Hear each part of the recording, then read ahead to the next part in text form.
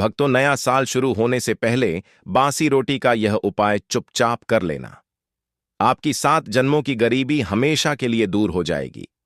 नए साल में माता लक्ष्मी आपकी जिंदगी में इतना धन बरसाएगी कि आपसे संभाला नहीं जाएगा। जिंदगी के सारे दुख दूर हो जाएंगे। मनचाही शादी करनी है तो वह भी हो जाएगी। गंभीर से गंभीर बीमारियों से मुक्ति मिल जाएगी। परिवार में सुख शांति आएगी। प्यारे साथियों, बांसी रोटी का यह उपाय आपकी जिंदगी को पूरी तरह से बदल देगा और आने वाले नए साल में आपकी जिंदगी स्वर्ग से भी बेहतरीन बन जाएगी। मुझे पता है आप अपने जीवन में बहुत दुख झेल रहे हो, बहुत परेशानी आपने इस साल सही है, लेकिन प्यारे साथियों, नया साल बस कुछ ही दिनों में शुरू हो रहा है और अगर आप अभी यह बासी रोटी का उपाय कर लेंगे तो आपके घर में माता लक्ष्मी दौड़ी चली आएगी और हमेशा हमेशा के लिए रहने लगेगी। आप जहां काम करेंगे, जिस चीज को हाथ मिलेंगे, वहां से धन दौलत आपको मिलने लगेगा और इतना पैसा आएगा कि आप भी सोचोगे कि मैं इसे कहां कहां रखूं। प्यारे साथियों, आज मैं आपसे कोई साधारण बात नहीं कह रहा हूं। आज जो शब्द मेरे मुख से निकलने वाले हैं वे केवल आवाज नहीं है, वे अनुभव हैं। वे शास्त्रों की गहराइयों से निकली हुई चेतावनियां हैं। यह कोई कथा नहीं है, कोई मनोरंजन नहीं है, बल्कि वह सत्य है जिसे सुनकर कई लोग चुप हो जाते हैं और कई लोग डर जाते हैं, क्योंकि यह वह ज्ञान है जो हर किसी को नहीं बताया जाता। हर कान इसके योग्य नहीं होता। शास्त्रों में यह सब लिखा हुआ है, लेकिन इसे उन्हीं तक सीमित रखा गया जो इसे संभाल सके, क्योंकि यह उपाय अगर गलत हाथों में चला जाए तो वरदान नहीं बोझ बन जाता है, लेकिन अगर सही व्यक्ति के हाथ लग जाए तो सुन लीजिए, तब केवल हालात नहीं बदलते, तब भाग्य को भी झुकना पड़ता है।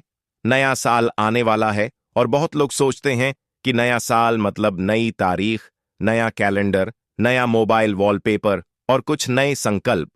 लेकिन जो जीवन को समझता है, जो कर्म को पहचानता है, वह जानता है कि नया साल केवल दिन नहीं बदलता। नया साल पुराने कर्मों का वही खाता खोलता है जो आपने वर्षों में बोया है, वही इस नए साल में उगने वाला है।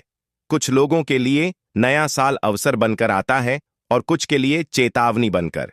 इसलिए अगर हर साल नया साल आता है और आपकी हालत वही की वही रहती है तो दोष समय का नहीं है, दोष किस्मत का भी नहीं है, दोष आपके कर्मों का है। अगर आपके जीवन में गरीबी पीछा नहीं छोड़ रही, चाहे आप कितना भी मेहनत कर लें, चाहे दिन रात थक जाएं, फिर भी पैसा हाथ में टिकता नहीं, अगर कर्ज उतरने का नाम नहीं ले रहा, एक जाता है तो दूसरा सिर पर बैठ जाता है, अगर विवाह की बात बनते बनते टूट जाती है, रिश्ते आते हैं लेकिन टिकते नहीं, बार बार अपमान और निराशा हाथ लगती है, अगर शत्रु बिना कारण नुकसान पहुंचा रहे हैं, बदनामी हो रही है, झूठे आरोप लग रहे हैं और आप समझ ही नहीं पा रहे कि किसका दोष है, या फिर शरीर दवा खाकर भी ठीक नहीं हो रहा, इलाज चलता है लेकिन राहत नहीं मिलती, मन भारी रहता है, नींद नहीं आती, तो उस समय अपने भाग्य को मत कोसिए। उस समय समझ लीजिए कि दोष भाग्य का नहीं है, दोष आपके कर्मों का है और कर्म सुधारने का सबसे सरल मार्ग कोई कठिन तपस्या नहीं है, कोई महंगा यज्ञ नहीं है, कोई दिखावटी पूजा नहीं है। कर्म सुधारने का सबसे पहला और सबसे मूल रास्ता है अन्न का सम्मान। शास्त्र कहते हैं कि जिस व्यक्ति ने अन्न को समझ लिया उसने जीवन को समझ लिया, और जिसने अन्न का अपमान किया उसने अनजाने में अपने भाग्य का अपमान कर दिया। बासी रोटी इस शब्द को सुनते ही बहुत लोगों के मन में घृणा आती है। लोग इसे तुच्छ समझते हैं, बेकार समझते हैं, फेंक देने योग्य समझते हैं, लेकिन ध्यान से सुनिएगा, बासी रोटी तुच्छ नहीं है, बासी रोटी तपस्या है। यह अन्न की परीक्षा है। ताजा भोजन तो हर कोई सम्मान कर लेता है, लेकिन बासी अन्न का सम्मान वही करता है जिसके भीतर संस्कार जीवित होते हैं। शास्त्रों में साफ लिखा है कि जिस घर में बासी अन्न का अपमान होता है उस घर में लक्ष्मी प्रवेश तो कर सकती है लेकिन टिकती नहीं। वह आती है, देखती है और चुपचाप लौट जाती है। और इसके उलट जिस घर में बासी अन्न का सदुपयोग होता है, जहां रोटी को केवल पेट भरने की चीज नहीं बल्कि ईश्वर का प्रसाद माना जाता है, वहां दरिद्रता डर कर भागती है, वहां गरीबी टिक नहीं पाती, वहां कर्ज जड़ नहीं पकड़ पाता, वहां दुर्भाग्य ठहर नहीं पाता, क्योंकि अन्न के साथ जुड़ी हुई ऊर्जा सीधी कर्म फलदाता तक जाती है। लेकिन ध्यान रखिए, यह कोई हल्का उपाय नहीं है, यह कोई खेल नहीं है।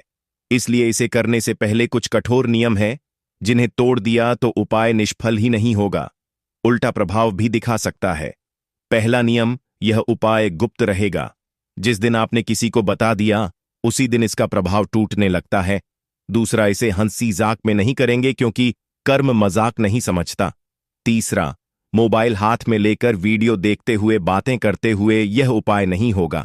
चौथा, इसे करते समय मन में जरा सा भी संशय आया कि पता नहीं होगा या नहीं, तो उसी क्षण उपाय की शक्ति समाप्त हो जाती है। और पांचवा नियम, यह उपाय वही करें जो सच में परेशान है, दिखावे के लिए नहीं। याद रखिए भाइयों और बहनों, ईश्वर शब्द नहीं देखता, भावना देखता है। कर्म दिखावा नहीं समझता, नियत समझता है, और अन्य कभी झूठ स्वीकार नहीं करता। भाइयों और बहनों, अब मैं जिस विषय पर बोलने जा रहा हूं, वह केवल धन का नहीं है, यह केवल उधार का नहीं है। यह उस पीड़ा का विषय है जिसे वही समझ सकता है जिसने कर्ज का बोझ अपने सीने पर रखा हो। कर्ज केवल जेब को खाली नहीं करता, कर्ज इंसान की आत्मा को भी तोड़ देता है।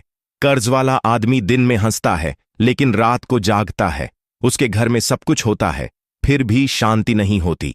और सबसे बड़ी पीड़ा यह होती है कि वह चाहे कितना भी मेहनत कर ले, पैसा आता है और फिसल जाता है, जैसे हाथ में रेत। शास्त्र कहते हैं, कर्ज केवल आर्थिक समस्या नहीं है, यह पूर्व जन्मों के कर्मों का बंधन होता है।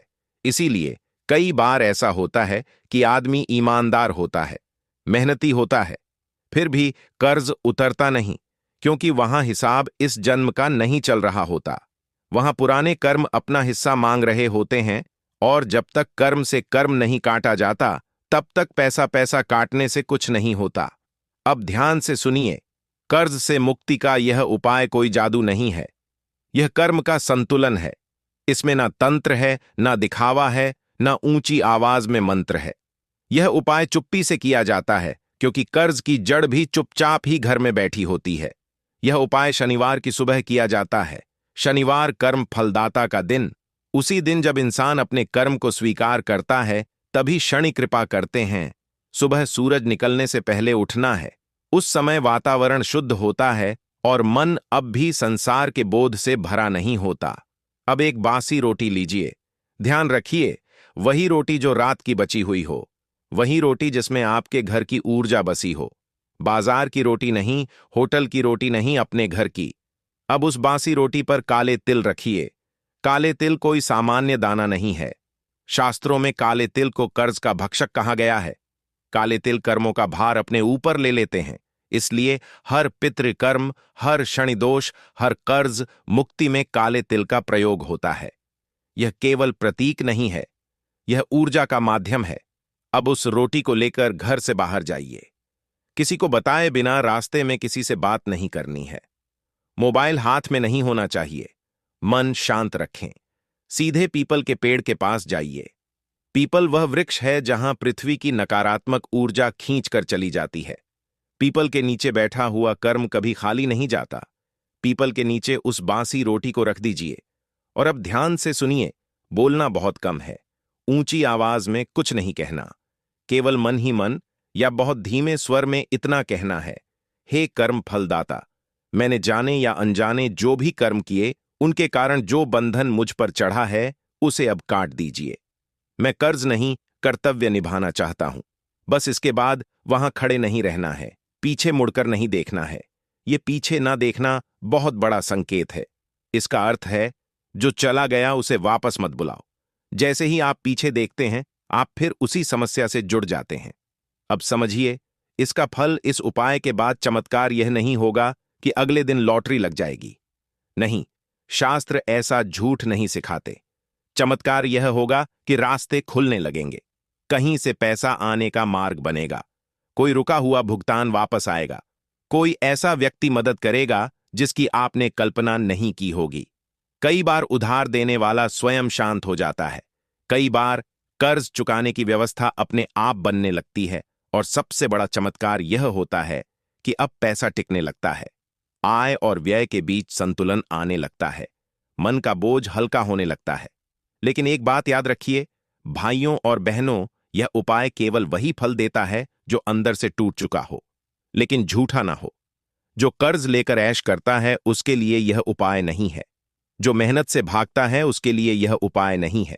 यह उपाय उसके लिए है जो कर्ज से शर्मिंदा है, जो रात को ईश्वर से रोता है और जो सच में मुक्त होना चाहता है। शनिदेव दंड नहीं देते, वे सुधार का अवसर देते हैं, और जब इंसान झुकता है तभी शनि पिघलते हैं। अगर यह उपाय श्रद्धा से किया गया तो कर्ज का पहाड़ भी रेत की तरह ढाने लगता है। भाइयों और बहनों, अब मैं जिस विषय पर बोलने जा रहा हूं वह धन से भी अधिक संवेदनशील है, क्योंकि धन चला जाए तो वापस आ सकता है, लेकिन जब जीवन में विवाह का समय निकलता चला जाता है तो मन के भीतर एक खालीपन बस जाता है। हर घर में यह पीड़ा दिखती नहीं, लेकिन भीतर ही भीतर जलाती रहती है। माँ बाप की आंखें रास्ता देखती हैं, रिश्तेदार सवाल पूछते हैं, समाज ताने देता है और व्यक्ति स्वयं को दोषी मानने लगता है। कई बार तो हालात ऐसे हो जाते हैं कि प्रेम भी है, समझ भी है, फिर भी विवाह नहीं हो पाता, और कई बार सब कुछ ठीक होते हुए भी एक के बाद एक रिश्ता टूट जाता है। शास्त्र कहते हैं, विवाह का रुकना कोई साधारण बात नहीं है, यह केवल उम्र का विषय है नहीं है। यह कर्म और ग्रहों का संकेत होता है। जब पिछले जन्मों के वचन अधूरे रह जाते हैं, जब किसी का हृदय अनजाने में दुखाया जाता है, या जब परिवार की स्त्री पुरुष ऊर्जा में असंतुलन आ जाता है, तब विवाह योग बंध जाता है। इसलिए कई बार लड़का लड़की योग्य होते हैं, सुंदर होते हैं, संस्कारी होते हैं, फिर भी उनका घर बसने में देर होती है। अब ध्यान से सुनिए, विवाह केवल दो शरीरों का मिलन नहीं है, विवाह दो कर्मों का बंधन है। इसलिए इसका उपाय भी शरीर से नहीं, भाव और अन्न से जुड़ा हुआ होता है, और इसी कारण यह उपाय बहुत गुप्त है, बहुत सरल है, लेकिन उतना ही प्रभावशाली भी। यह उपाय सोमवार की रात किया जाता है। सोमवार मन का दिन है, चंद्र का दिन है, और विवाह मन के संतुलन से ही होता है। उस रात घर में जो रोटी बच जाए, वही बांसी रोटी इस उपाय की आधार बनेगी। ध्यान रहे, यह रोटी किसी मजबूरी की नहीं, श्रद्धा की होनी चाहिए। मन में यह भावना हो कि मैं अपने कर्म सुधारने जा रहा हूं। अब उस बासी रोटी के दो टुकड़े कर लीजिए। यह दो टुकड़े केवल रोटी नहीं है, यह स्त्री और पुरुष ऊर्जा का प्रतीक है। अब पहला टुकड़ा अगली सुबह गाय को खिलाइए। गाय शुद्धता की प्रतीक है, माता है, करुणा है। जब गाय को अन्न दिया जाता है तो घर की रुकावटें धीरे धीरे पिघलने लगती हैं। गाय उस अन्न के साथ आपके घर का दुख भी अपने भीतर ले लेती है। अब दूसरा टुकड़ा उसी दिन कौवे को दीजिए। बहुत लोग कौवे को अशुभ समझते हैं, लेकिन शास्त्र कहते हैं कौवा पितरों का दूत है। विवाह में देरी कई बार पितृदोष के कारण भी होती है। जब कौवे को अन्न दिया जाता है तो वह संदेश ऊपर तक ले जाता है कि यह व्यक्ति अपने कर्म सुधारना चाहता है, और जब पितृ प्रसन्न होते हैं तो विवाह के मार्ग अपने आप खुलने लगते हैं। अब यहां एक बहुत जरूरी बात समझ लीजिए, इस उपाय को करते समय कोई जल्दबाजी नहीं करनी है। मन में किसी विशेष व्यक्ति का नाम लेकर हठ नहीं करनी है। शास्त्र कहते हैं, जब हम जिद करते हैं तब कर्म उलझता है। केवल इतना भाव रखें कि हे ईश्वर, जो मेरे लिए उचित हो वही शीघ्र मेरे जीवन में आए। इस उपाय के बाद जो परिवर्तन आते हैं वे धीरे आते हैं, लेकिन स्थायी होते हैं। अचानक बातचीत शुरू होती है, रुके हुए रिश्ते दोबारा सामने आते हैं, परिवार का मन बदलने लगता है, और कई बार जिस रिश्ते को आप असंभव मान चुके होते हैं वही सहज रूप से संभव हो जाता है। प्रेम विवाह के मामले में भी यही होता है। विरोध कम होने लगता है, घर का वातावरण नरम पड़ता है, और बात टकराव से समाधान की ओर बढ़ती है। लेकिन भाइयों और बहनों, एक बात याद रखिए, यह उपाय किसी गलत संबंध को सही नहीं करता। यह किसी छल, किसी अनैतिक रिश्ते को बल नहीं देता। यह उपाय केवल उसी प्रेम को फल देता है जिसमें सम्मान हो, धैर्य हो, और भविष्य की जिम्मेदारी उठाने की क्षमता हो। अगर नीयत साफ है तो रास्ता साफ होता है। और अंत में मैं यही कहूंगा, विवाह भागने से नहीं आता, विवाह दबाव से नहीं होता। विवाह तब होता है जब इंसान भीतर से तैयार हो जाता है। जब आप अन्न का सम्मान करते हैं तो ईश्वर आपके जीवन के सबसे बड़े बंधन को अपने हाथ से जोड़ देते हैं। अगर यह बात हृदय में उतर गई तो समझ लीजिए, विवाह का समय दूर नहीं। भाइयों और बहनों, अब जो बात मैं कहने जा रहा हूं उसे सुनते समय मन में हलचल होगी। कुछ लोगों को यह बात भारी लगेगी, कुछ को डराएगी और कुछ को भीतर से झकझोर देगी, क्योंकि यह विषय केवल धन का नहीं है, यह दरिद्रता की आत्मा का विषय है। गरीबी केवल जेब की स्थिति नहीं होती, गरीबी एक अवस्था है, एक संस्कार है जो पीढ़ियों तक चलता है। आपने देखा होगा, एक ही घर में जन्मे दो भाई, एक बहुत आगे बढ़ जाता है और दूसरा जीवन भर संघर्ष करता रहता है। वहां फर्क मेहनत का नहीं होता, वहां फर्क कर्म और अन्न के व्यवहार का होता है।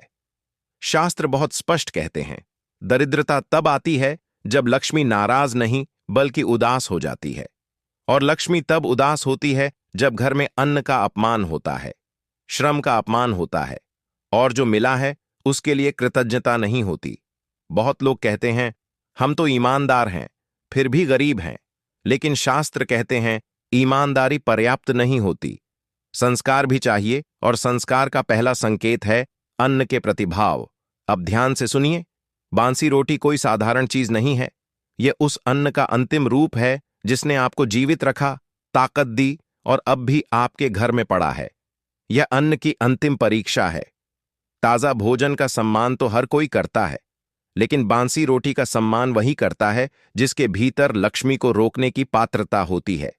इसलिए संत कहते हैं, बांसी रोटी को फेंकने वाला व्यक्ति अनजाने में अपने भाग्य को फेंक देता है। अब इस उपाय को समझिए, लेकिन शब्दों से नहीं, भाव से समझिए। यह उपाय धन बुलाने का नहीं है, यह उपाय गरीबी को विदा करने का है, क्योंकि जब तक गरीबी जाती नहीं तब तक धन आता भी है तो ठहरता नहीं। यह उपाय गुरुवार या शनिवार की रात किया जाता है। यह रात इसीलिए चुनी जाती है क्योंकि रात मन की सच्चाई बाहर लाती है। दिन में इंसान झूठ बोल लेता है, लेकिन रात में उसका मन स्वयं से झूठ नहीं बोल पाता। उस रात घर में जो रोटी बच जाए वही बांसी रोटी साधना का आधार बनेगी। ध्यान रखिए, इस रोटी को बोझ मत समझिए, इसे ऐसे देखिए जैसे यह आपके जीवन का संदेश वाहक हो। अब उस रोटी पर थोड़ा सा गुड़ रखिए। गुड़ केवल मिठास नहीं है, यह जीवन की कटुता को स्वीकार करने का प्रतीक है। यह संकेत है कि आप जीवन में आई कठिनाइयों को भी स्वीकार करते हैं और उनसे भागना नहीं चाहते। उसके बाद उस रोटी पर चावल के कुछ दाने रखिए। चावल पूर्णता और निरंतरता का संकेत है। यह दर्शाता है कि आप आधे रास्ते से लौटने वाले नहीं हैं। अब इस रोटी को हाथ में लेकर कुछ क्षण रुक जाइए, आंखें बंद करिए और अपने जीवन को याद कीजिए। कहां कहां पैसा आया और कहां कहां बह गया, कहां मेहनत की और कहां परिणाम नहीं मिला, और फिर मन ही मन यह स्वीकार कीजिए कि कहीं ना कहीं मुझसे भी भूल हुई है। यही स्वीकार इस उपाय की आत्मा है। अब सूर्योदय से पहले घर से बाहर निकल जाइए। किसी को बताए बिना यह गुप्तता इसलिए आवश्यक है क्योंकि लक्ष्मी दिखावे से नहीं आती। रास्ते में किसी से बात नहीं करनी है, मोबाइल नहीं देखना है। मन को शांत रखते हुए ऐसे चलिए जैसे आप कोई भारी बोझ उतारने जा रहे हो। अब किसी ऐसे स्थान पर जाइए जहां गाय का आना जाना होता हो। गाय इस धरती पर चलती हुई करुणा है। जब आप गाय के मार्ग पर अन्न रखते हैं तो वह अन्न केवल गाय तक नहीं जाता, वह आपके कर्मों की सूचना ऊपर तक पहुंचाता है। उस स्थान पर बांसी रोटी रख दीजिए। गाय दिखे तो उसे स्वयं खिला दीजिए, और अगर ना दिखे तो भी चिंता मत करिए, नियत पहुंच चुकी होती है। अब बहुत धीमे स्वर में या केवल मन में इतना कहिए, हे अन्नपूर्णा माता, मैंने कभी जानकर कभी अनजाने में अन्न, श्रम और समय का अपमान किया। आज मैं वह बोझ आपको सौंपता हूं। मेरे जीवन से अभाव का संस्कार निकाल दीजिए और मुझे धन नहीं धन के योग्य बना दीजिए। इसके बाद वहां रुकना नहीं है, पीछे मुड़कर नहीं देखना है। यह पीछे ना देखना बहुत गहरा संकेत है। इसका अर्थ है अब आप पुराने अभाव को दोबारा देखने नहीं जा रहे। अब समझिए इसका प्रभाव। यह उपाय आपको अचानक अमीर नहीं बना देगा, लेकिन यह आपको गरीब रहना असंभव बना देगा। धीरे धीरे ऐसे अवसर आने लगेंगे जिन पर आपने पहले ध्यान नहीं दिया था। खर्चों में अपने आप संयम आएगा, हाथ में आया पैसा रुकने लगेगा, और सबसे बड़ा परिवर्तन यह होगा कि आपके मन से डर निकलने लगेगा, क्योंकि दरिद्रता पहले मन में रहती है फिर जेब में उतरती है। लेकिन भाइयों और बहनों, एक अंतिम सत्य समझ लीजिए, यह उपाय उस व्यक्ति के लिए नहीं है जो बिना मेहनत के धन चाहता है। यह उपाय उस व्यक्ति के लिए नहीं है जो दूसरों को ठग कर आगे बढ़ना चाहता है। यह उपाय उस व्यक्ति के लिए है जो मेहनत करता है लेकिन भीतर से टूट चुका है। लक्ष्मी माँ रास्ता नहीं खोजती, वे पात्र खोजती हैं, और जब पात्र तैयार हो जाता है तो धन को आने से कोई नहीं रोक सकता। जिस दिन आपने रोटी को बोझ नहीं वरदान समझ लिया, उसी दिन से गरीबी ने आपके जीवन में अपना स्थान खो दिया। अगर यह बात आपके भीतर उतर गई तो समझ लीजिए सेठ, अब अभाव नहीं, अब अपारता की बारी है। भाइयों और बहनों, अब जो विषय मैं छेड़ने जा रहा हूं वह सबसे संवेदनशील है, क्योंकि धन चला जाए तो मन टूटता है, रिश्ते बिगड़े तो हृदय दुखता है, लेकिन जब शरीर साथ छोड़ने लगता है तब इंसान का विश्वास भी डगमगाने लगता है। बीमारी केवल शरीर का कष्ट नहीं होती, बीमारी मनुष्य की आस्था की परीक्षा होती है।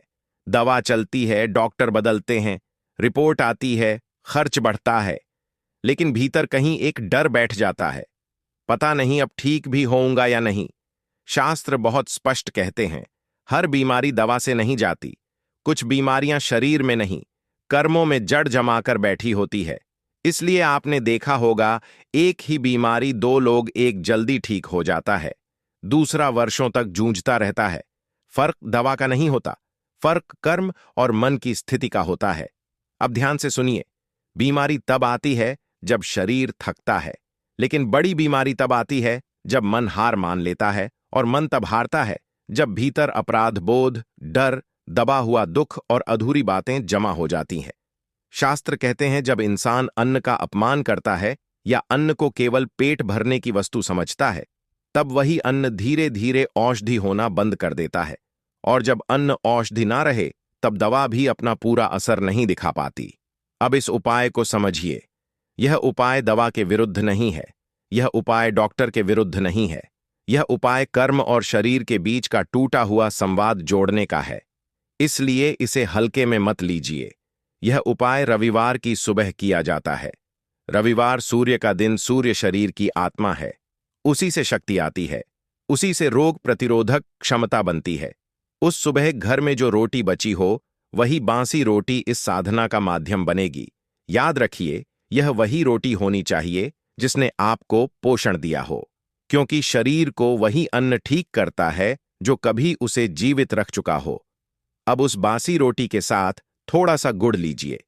गुड़ यहां मिठास के लिए नहीं है, गुड़ यहां कटु अनुभवों को स्वीकार करने का प्रतीक है। बहुत सी बीमारियां इसलिए बढ़ जाती हैं क्योंकि इंसान अपने दुख को दबाकर रखता है। अब उस रोटी और गुड़ को लेकर किसी चींटी के स्थान पर जाइए। चींटी छोटी है लेकिन सामूहिक शक्ति का प्रतीक है। चींटी अन्न का अपमान नहीं करती, वह हर कण को जीवन मानती है। अब उस बासी रोटी को वहां रख दीजिए और अब बहुत ध्यान से सुनिए। इस क्षण मन में कोई शिकायत नहीं होनी चाहिए, न बीमारी से, न ईश्वर से, न अपने भाग्य से, केवल एक स्वीकार होना चाहिए। मन ही मन या बहुत धीमे स्वर में इतना कहिए, हे जीवन देने वाले, मैंने जाने या अनजाने में अपने शरीर का अपमान किया, मैंने थकान को नजरअंदाज किया, मैंने दुख को दबाया, मैंने अन्न को हल्के में लिया। आज मैं यह भार छोड़ रहा हूं, मेरे शरीर को फिर से स्वस्थ होने की अनुमति दीजिए। इसके बाद वहां रुकना नहीं है, पीछे मुड़कर नहीं देखना है। यह पीछे ना देखना इस बात का संकेत है कि अब आप बीमारी को अपनी पहचान नहीं बनाएंगे। आप यह स्वीकार करेंगे कि बीमारी आई है, लेकिन अब वह आपकी कहानी नहीं रहेगी। अब समझिए, इसका प्रभाव, यह उपाय तुरंत रिपोर्ट नहीं बदलता, लेकिन यह शरीर की लड़ने की शक्ति जगा देता है। धीरे धीरे दवा असर दिखाने लगती है, दर्द की तीव्रता कम होती है, मन हल्का होने लगता है, नींद सुधरती है, और जब मन शांत होता है तब शरीर अपने आप मरम्मत शुरू कर देता है। बहुत लोग पूछते हैं, क्या इससे बड़ी बीमारी भी ठीक हो सकती है? शास्त्र उत्तर देते हैं, जब मनुष्य जीने का निर्णय कर ले तो शरीर उसका साथ छोड़ने की हिम्मत नहीं करता। लेकिन भाइयों और बहनों, एक बात बहुत स्पष्ट समझ लीजिए, यह उपाय उसी पर असर करता है जो बीमारी को अपना अंत नहीं मानता बल्कि उसे एक संदेश मानता है। जो व्यक्ति भीतर से कह देता है, अब मैं हार गया, उसके लिए कोई उपाय नहीं चलता। पर जो व्यक्ति कहता है, मैं अभी जीवित हूं, उसके लिए ईश्वर भी रास्ता बना देते हैं। बीमारी दंड नहीं है, बीमारी संकेत है, और जो संकेत को समझ लेता है वह पीड़ा से आगे निकल जाता है। जिस दिन आपने अन्न को फिर से औषधि मान लिया, उसी दिन से आपके शरीर ने ठीक होने की प्रक्रिया शुरू कर दी। अगर यह बात आपके भीतर उतर गई तो समझ लीजिए, सेठ बीमारी चाहे कितनी भी बड़ी हो, आत्मा के सामने वह टिक नहीं सकती। 2026 आपके लिए कैसा रहेगा, यह ग्रह तय नहीं करते, यह भाग्य अकेले तय नहीं करता। यह आप तय करते हैं अपने भाव, अपने संकल्प और अपने कर्म से। अब ध्यान से सुनिए, अगर आप चाहते हैं कि 2026 में धन की चिंता कम हो, स्वास्थ्य डगमगाए नहीं, रिश्तों में मिठास बनी रहे और मन हर सुबह हल्का महसूस करें, तो इसके लिए कोई कठिन साधना नहीं है। इसके लिए केवल एक शांत, सच्चा और सरल उपाय है। अपने पुराने वर्ष को सम्मान के साथ विदा करना। नए साल से एक दिन पहले की रात घर में जो रोटी बच जाए, वही बांसी रोटी इस संकल्प की साक्षी बनेगी। इसे देखते समय मन में कोई नकारात्मक भाव मत लाना। इसे ऐसे देखना जैसे यह आपके पूरे साल की मेहनत, संघर्ष और सीख को अपने भीतर समेटे हुए हो। नया साल शुरू होने से पहले अपने पर्स में रख लेना। यह एक छोटी सी चीज मित्रों, इतना पैसा आएगा कि संभाले नहीं संभाल पाओगे। आपकी जेब कभी खाली नहीं रहेगी। आपके जीवन में धन धान्य और उन्नति के मार्ग खुलेंगे और आपके जीवन में खुशियों की कभी कमी नहीं होगी। जी हां दोस्तों, देखिए आज मैं आपके लिए एक बहुत ही गुप्त एवं चमत्कारी उपाय लेकर आया हूं, जिसे यदि आपने नया साल आने से पहले कर लिया, तो नए साल में मित्रों आपके जीवन से दुख, दर्द, तकलीफ, कंगाली और गरीबी का नामो निशान मिट जाएगा। आज की वीडियो आप सभी लोगों के लिए बहुत फायदेमंद होने वाली है, क्योंकि दोस्तों आज जिस विषय के बारे में मैं आपको बताने वाला हूं, उस विषय की चर्चा एक किसी शास्त्र में भी नहीं की गई है। ये जो चीज है मित्रों, ये इतनी गुप्त है कि प्राचीन समय में केवल कुछ आरसी मुनियों ने अपने चेलों को ही बताई थी। और देखिए, यदि आप आने वाले समय में अपना भाग्य बदलना चाहते हैं, अपने घर की तकदीर बदलना चाहते हैं, तो यह एक छोटी सी चीज आज ही लाकर अपने पर्स में जरूर रख लेना। क्योंकि जो बात अब बताई जा रही है वह सामान्य उपाय नहीं है दोस्तों। यह ऐसा गुप्त धन संकेत है जिसे शास्त्रों में सीधे सीधे नहीं लिखा गया है, बल्कि संकेतों में छुपाकर बताया गया है। और यही कारण है कि यह उपाय हर किसी को पता नहीं होता है। दोस्तों 2026 शुरू होने से ठीक पहले, अर्थात नए वर्ष की पहली ऊर्जा आने से पहले, आपको अपने पर्स में एक छोटी सी चीज रखनी है। लेकिन वह चीज क्या है, कैसे रखनी है, कब रखनी है, किस तरह के पर्स में रखनी है और उससे क्या क्या प्रभाव आपके जीवन में पड़ेंगे, यह सब एक एक करके समझना बहुत जरूरी है। वरना यह उपाय निष्फल हो सकता है और आपके जीवन में कंगाली भी आ सकती है। तो दोस्तों देखिए, वीडियो को शुरू करने से पहले आप सभी इस वीडियो को लाइक अवश्य कर दीजिएगा और कमेंट बॉक्स में जय मां लक्ष्मी अवश्य ही लिख दीजिएगा। मां लक्ष्मी आपकी सभी मनोकामनाएं पूर्ण करेंगी। जी हां, और इस उपाय को लेकर यदि आपके मन में कोई भी शंका है, अगर कोई भी सवाल है, तो आप बेझिझक हमसे पूछ सकते हैं। हम आपके सभी सवालों का जवाब देंगे। तो दोस्तों अब हम सीधे उस विषय की ओर बढ़ते हैं, जिस विषय को जानने के लिए आप बेताब हो रहे हैं और जिस विषय को सुनने के लिए आपने इस वीडियो को खोला है। सबसे पहले दोस्तों आपको यह समझना जरूरी होगा कि पर्स केवल धन रखने की वस्तु नहीं है। जी हां दोस्तों, बहुत से लोग पर्स को क्या समझते हैं कि पर्स में तो सिर्फ पैसे रखे जाते हैं, पर्स में सिर्फ मां लक्ष्मी हमेशा टिकी रहती है। लेकिन आपकी यह सोच पूरी तरह से गलत है। दोस्तों बता देता हूं कि पर्स आपकी धन ऊर्जा का घर होता है, और जैसे घर में अव्यवस्था होती है तो लक्ष्मी नहीं टिकती है, वैसे ही पर्स में अव्यवस्था होती है तो धन नहीं रुकता है।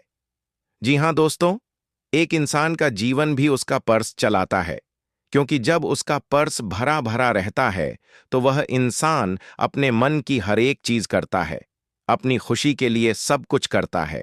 लेकिन अगर उस इंसान का पर्स खाली रहता है तो उस इंसान के जीवन में दुखों का पहाड़ टूट पड़ता है। जी हां दोस्तों, देखिए, पर्स आपकी आर्थिक स्थिति का प्रतिबंध होता है। शास्त्रों में कहा गया है कि जिस व्यक्ति का पर्स फटा, गंदा, अस्त व्यस्त या हल्का होता है तो वहां धन आता तो है लेकिन टिकता नहीं है। जी हां दोस्तों, बहुत सारे लोग ऐसे होते हैं कि साल साल भर पुराने फटे हुए पर्स इस्तेमाल करते हैं, अपनी जेब में रखकर कहीं भी इधर उधर चले जाते हैं। लेकिन हमारा शास्त्र क्या कहता है कि 2026 शुरू होने से पहले सबसे पहली शर्त यही है कि तुम्हें अपना पुराना फटा, ज्यादा पतला या प्लास्टिक जैसा पर्स तुरंत बदल देना है, और पर्स हमेशा मध्यम आकार का होना चाहिए, ज्यादा बड़ा भी नहीं और बहुत छोटा भी नहीं, ताकि धन उसमें आराम से रहे। और रंग की बात करें तो सबसे उत्तम रंग जो होता है वह होता है भूरा, अर्थात डार्क ब्राउन, काला डार्क, मेहरून या गहरा नीला। आपको इन तरह के इस कलर के पर्स अपनी जेब में जरूर रखना चाहिए। अब दोस्तों, दूसरी बात है कि हल्के रंग जैसे पीला, सफेद या लाल पर्स सौधन को रोकने में कमजोर माने जाते हैं। अब बहुत सारे लोगों को यह चीजें मजाक लगेंगी, लेकिन यह चीज वही समझते हैं जो हमारे धर्मशास्त्रों में विश्वास रखते हैं। जी हां दोस्तों, बता देता हूं कि अब आते हैं उस छोटी सी गुप्त चीज पर, जिस चीज को जानने के लिए आपने इस वीडियो को खोला है। लेकिन मेरा आपसे एक अनुरोध है दोस्तों, कि उस गुप्त चीज को जानने के बाद इस वीडियो को बंद मत करना, क्योंकि अगर तुमने इस वीडियो को बंद कर दिया तो तुम्हारी किस्मत भी बंद हो जाएगी, क्योंकि उस गुप्त चीज के कुछ गुप्त महत्व मैं आपको बताऊंगा, कुछ गुप्त सावधानियां मैं आपको बताऊंगा, और कुछ गुप्त लाभ भी मैं आपको बताऊंगा। इसीलिए सिर्फ गुप्त चीज के बारे में अगर आप जान लेंगे और उसके बाद इस वीडियो को छोड़ दिया, तो आपसे बड़ा मूर्ख और कोई नहीं होगा, और आप बहुत पछताएंगे। देखिए दोस्तों, वह छोटी सी गुप्त चीज क्या है जो आपको 2026 शुरू होने से पहले पर्स में रखना है, तो यह कोई नोट नहीं है। सबसे पहली बात आप जान लीजिएगा, यह ना तो कोई नोट है, ना कोई सिक्का है, और ना ही कोई आम वस्तु है। क्योंकि यह बातें अब लगभग सभी जानते हैं कि यार, इस देवी के मंदिर से मैं यह सिक्का लेकर आया हूं, अपने पर्स में रख